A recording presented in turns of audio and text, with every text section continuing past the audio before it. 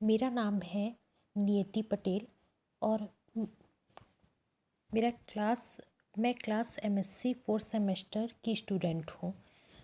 मेरा टॉपिक है metal metal bond. तो सबसे पहले हम कंटेंट देखते हैं। कंटेंट दिया हुआ है हमारा।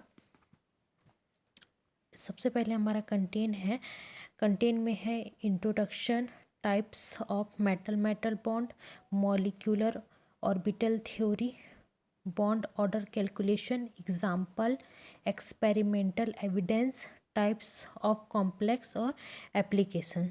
सबसे पहले हम इंट्रोडक्शन देखते हैं। तो इंट्रोडक्शन में क्या है कि metal metal bond are formed between two metal atom.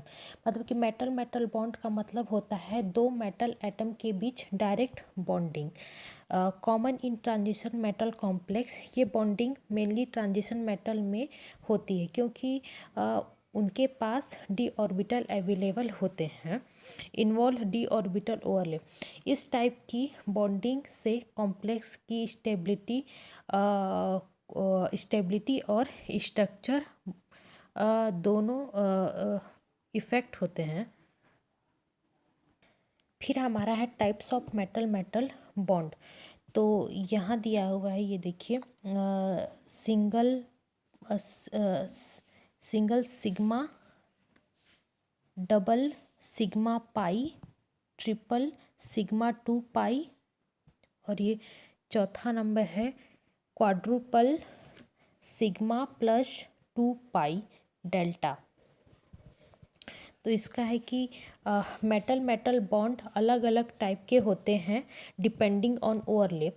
वो डिपेंडिंग करता है उसके ओवरलैप पर। पहला है सिर्फ पहला सिर्फ सिग्मा बॉन्ड, दूसरा सिग्मा प्लस पाई और ये डबल बॉन्ड होता है।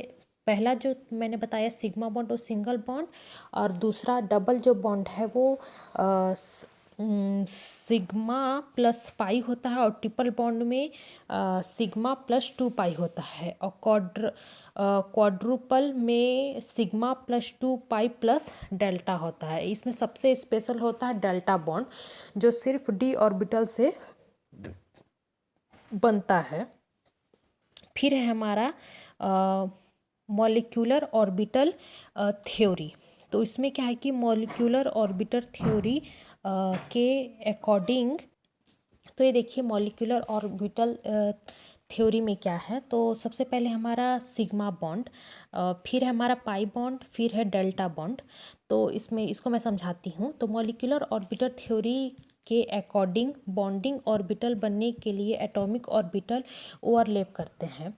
जैसे कि सिग्मा बॉन्ड में डायरेक्ट हेड ऑन ओवरलैप होता है, पाई बॉन्ड में साइड साइड ओवरलैप होता है और डेल्टा बॉन्ड में डी ऑर्बिटल का स्पेशल ओवरलैप होता है। ये डेल्टा बॉन्ड ही मेटल मेटल बॉन्डिंग को यूनिक बनाता है। फिर है हमारा डेल्टा बॉन्ड। तो डेल्टा बॉन्ड का क्या है कि डेल्टा बॉन्ड डी ऑर्बिटल के ओवरलैप से बनते हैं। ये बॉन्ड मतलब कंपेरेटिवली वीक होता है, लेकिन क्वाड्रुपल बॉन्डिंग में इम्पॉर्टेंट रोल प्ले करता है अपना। ठीक, यहाँ बॉन्ड ऑर्डर कैलकुलेशन दिया गया है। तो हम लोग जब मतलब बॉन्ड ऑर्डर कैलकुलेशन के लिए हमको ये फॉर्मूला हमेशा याद होना चाहिए, जो मैंने यहाँ पर लिखा है। ये दिख रहा होगा आपको, ये वाला, ठीक ना। 18 n minus valence electron by 2। तो इस फॉर्मूला के बेस पे हम मेटल मेटल बॉन्ड ऑर्डर मतलब निकाल सकते हैं, बॉन्ड किसी का भी बॉन्ड ऑर्डर कैलकुलेशन कर सकते हैं। तो यहाँ पे मैंने एक एग्ज़ाम्पल लिया है जिसको मैंने यहाँ सॉल्व करके भी दिखाया है कि बॉन्ड ऑर्डर कैलकुलेशन या मतलब जिसको हम सॉल्व करके हम ये पता कर सकते हैं कि किसी का भी हम मतलब मेटल बॉन्ड के बीच का बॉन्ड कैसे निकाल सकते हैं। तो इस एग्ज़ाम्पल को हम लोग सॉल्व करते हैं। यहाँ पहला स्टेप में है वी सो टोटल, ये देखिए यहाँ दिखा हुआ है।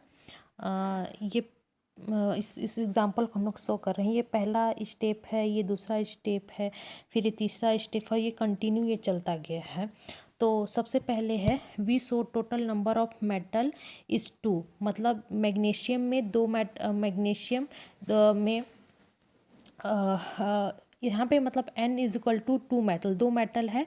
फिर we find out total number of valence electron.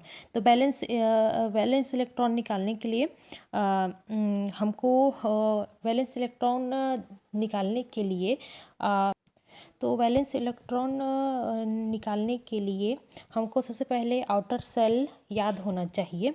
तो मैग्नीशियम का आउटर सेल 7 होता है, जो मैंने यहाँ निकाल के दिखाया हुआ है। ये देखिए, इसका ये 7 निकला हुआ है।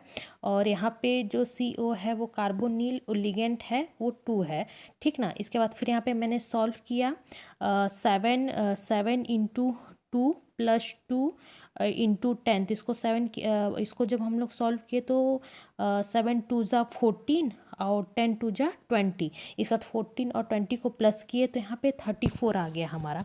फिर हमारा थर्ड स्टेप है now put all in formula. सभी को हम लोग को फार्मूला में पुट करना है। तो मैंने फार्मूला यहाँ ऊपर में बताया हुआ है, देखिए बॉन्ड ऑर्डर का। तो इसी में हम लोग को पुट करना है। तो 18 और 18 इंटू n हमारा 2 निकल गया, ये देखिए n हमारा 2 निकल गया। फिर -34 बाई 2 से हम डिवाइड कर देंगे। तो 18 2 जा 36 हो गया और -34 कर दिए, तो फिर 36 और 34 को माइनस कर दिए तो हमारा 2 आ गया। और यहाँ पे 2 बाई में है, तो 2/2 जब इसको हम क्रॉस किए एक दूसरे से किए तो फिर 2 कट गया, तो यहाँ पे हमारा ये 1 बच गया। फिर है हमारा, तो सो इसमें जो हमारा so total metal bond in this complex is 1। इसमें इस मेटल के बीच में एक बॉन्ड बनेगा, ठीक ना। इसके बाद फिर हम जब पर मेटल एटम निकालते हैं तो इसका भी ये नीचे मैंने समझाया है। तो पर मेटल एटम फिर इसका है कि वैलेंस इलेक्ट्रॉन बाई n। तो इस वैलेंस इलेक्ट्रॉन हमारा कितना है 34 और n कितना है हमारा 2। फिर इसको हम डिवाइड किए तो यहाँ पे हमारा 17 आ गया। फिर हम इसको जब 18/18 माइनस 17/17 से जब इसे हम माइनस किए तो हमारा 1 आ गया।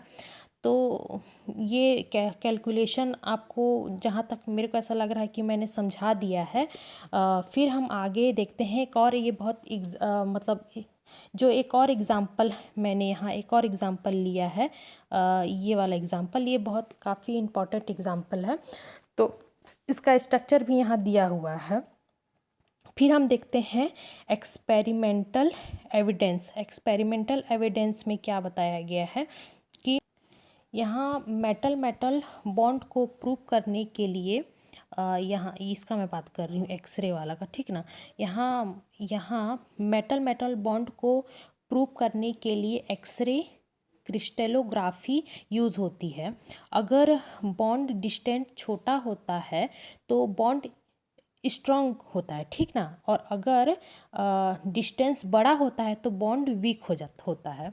बस यही है। फिर यहाँ नीचे में है टाइप्स ऑफ कॉम्प्लेक्स। तो टाइप्स ऑफ कॉम्प्लेक्स में है bridged complex, non bridged complex, metal cluster. तो मेटल कॉम्प्लेक्स 2 टाइप के होते हैं, ठीक। जैसे कि यहाँ है, तो ब्रिज कॉम्प्लेक्स में लिगेंड दोनों मेटल को कनेक्ट करता है और non bridge complex direct metal bond होता है, ठीक ना।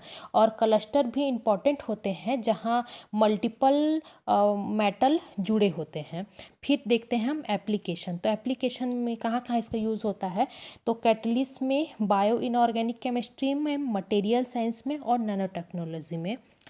So thank you. अगर आपको मेरा पढ़ाया हुआ समझ में आया होगा तो मेरे वीडियो को लाइक करें, मेरे चैनल को सब्सक्राइब करें और हो सके तो इसे शेयर करें। Thank you so much.